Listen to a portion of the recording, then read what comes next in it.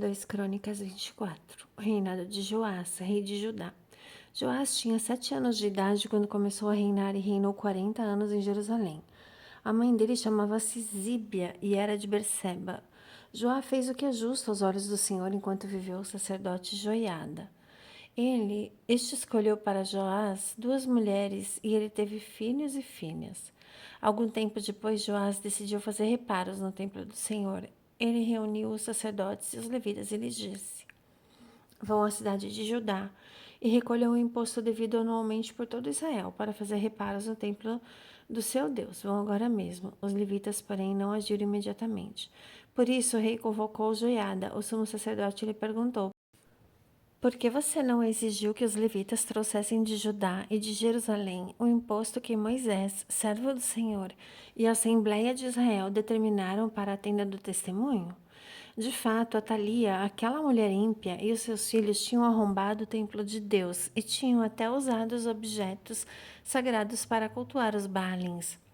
Então, por ordem do rei, fizeram um cofre e colocaram do lado de fora a entrada do templo do Senhor. Fez-se a seguir uma proclamação em Judá e em Jerusalém, para que trouxessem ao Senhor o imposto que Moisés, servo de Deus, havia exigido de Israel no deserto. Todos os líderes e todo o povo trouxeram com alegria suas contribuições, colocando-as no cofre até enchê-lo. Sempre que os levitas levavam o cofre até os supervisores do rei, e esses viam que havia muita prata, o secretário real e o oficial do sumo sacerdote esvaziavam-no e o levavam de volta. Fazendo isso, regularmente ajuntaram uma grande quantidade de prata.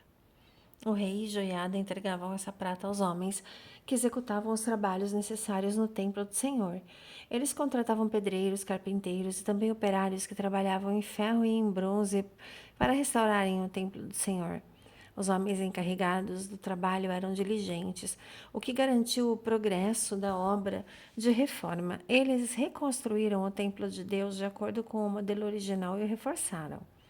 Quando terminaram, trouxeram o restante da prata ao rei e a joiada, e com ela foram feitos utensílios para o templo do Senhor, utensílios usados na ministração e para os holocaustos, além de tigelas e outros objetos de ouro e de prata. Enquanto Joiada viveu, foram apresentados holocaustos continuamente no templo do Senhor. Joiada morreu com idade avançada, 130 anos. Foi sepultado com os reis da cidade de Davi por causa do bem que havia feito em Israel a Deus e ao seu templo. Após a morte de Joiada, os líderes de Judá foram falar com o rei e lhe prestaram reverência. Ele aceitou o que disseram. Eles abandonaram o templo do Senhor, o Deus dos seus antepassados, e prestaram culto aos postes de Azerá e aos ídolos. Por culpa deles, a ira de Deus veio sobre Judá e Jerusalém. Embora o Senhor lhes tivesse enviado profetas para trazê-los de volta para si, e os profetas tivessem testemunhado contra eles, o povo não quis ouvi-los. Então o Espírito de Deus apoderou-se de Zacarias, filho do sacerdote Joiada, e ele se pôs de pé diante do povo e disse: Isso é o que Deus diz. Porque vocês desobedecem aos mandamentos do Senhor, vocês não prosperarão. Já que abandonaram o Senhor, ele os abandonará. Alguns, porém, conspiraram contra ele e, por ordem do rei, apedrejaram-no até a morte no pátio do templo do Senhor. O rei Joás não levou em conta que Joiada, pai de Zacarias, tinha sido bondoso com ele e matou o seu filho. Este, ao morrer, exclamou: Que o Senhor veja isto e faça justiça. Antes de findar o ano, o exército arameu marchou contra Joás. Invadiu Judá e Jerusalém, matou todos os líderes do povo e enviou para o rei de Damasco tudo o que saqueou. Embora o exército arameu fosse pequeno, o Senhor entregou nas mãos dele um exército muito maior. Por Judá ter abandonado o Senhor, o Deus dos seus antepassados, assim o juízo foi executado sobre Joás. Quando os arameus foram embora, deixaram Joás seriamente ferido.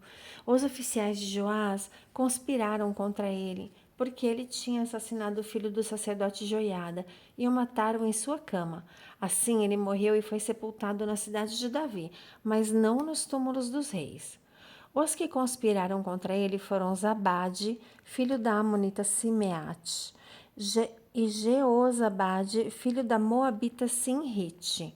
Quanto aos seus filhos, as muitas profecias a seu respeito e ao relato da restauração do templo de Deus, tudo está escrito nas crônicas do profeta Ido, e Amazias, o seu filho, sucedeu-o como rei.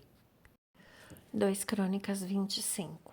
Amazias tinha 25 anos de idade quando começou a reinar, e reinou 29 anos em Jerusalém. A mãe dele chamava-se Jeoadã, e era de Jerusalém. Ele fez o que é justo aos olhos do Senhor, mas não de todo o coração. Quando Amazias tinha o reino firmemente estabelecido, mandou executar os oficiais que haviam assassinado seu pai, o rei. Contudo, não matou os filhos dos assassinos, de acordo com o que está escrito na lei, no livro de Moisés, no qual o Senhor ordenou: os pais não serão mortos no lugar dos filhos, nem os filhos no lugar dos pais, cada um morrerá pelo seu próprio pecado. Amazias reuniu os homens de Judá e, de acordo com as suas respectivas famílias, nomeou os chefes de 1.100 em todo o Judá e Benjamim.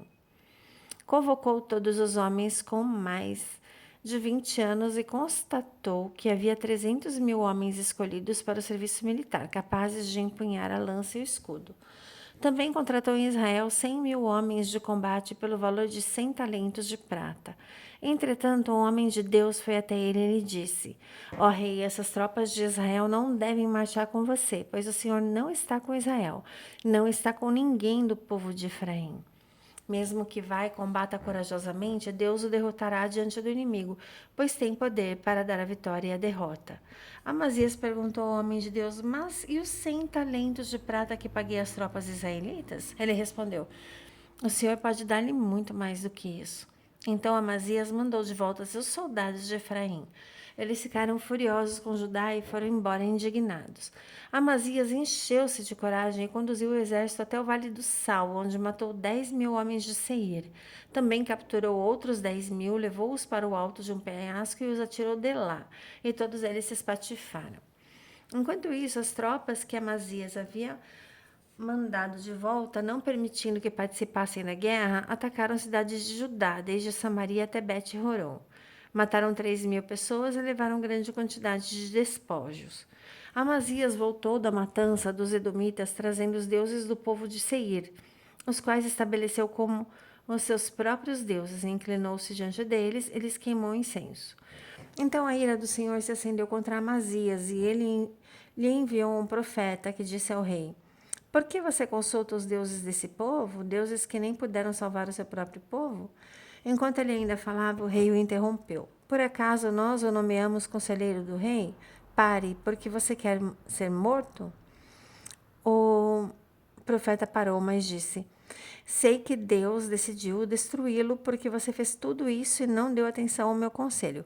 Depois de consultar os seus conselheiros, Amazias, rei de Judá, enviou mensageiros a Jeoás, filho de Jeoacás e neto de Jeú, rei de Israel, com este desafio: Vem me enfrentar. Contudo, Jeoás, rei de Israel, respondeu a Amazias, rei de Judá: O espinheiro do Líbano enviou uma mensagem ao cedro do Líbano: Dê a sua filha em casamento ao meu filho. Contudo, um animal selvagem do Líbano veio e pisoteou o espinheiro.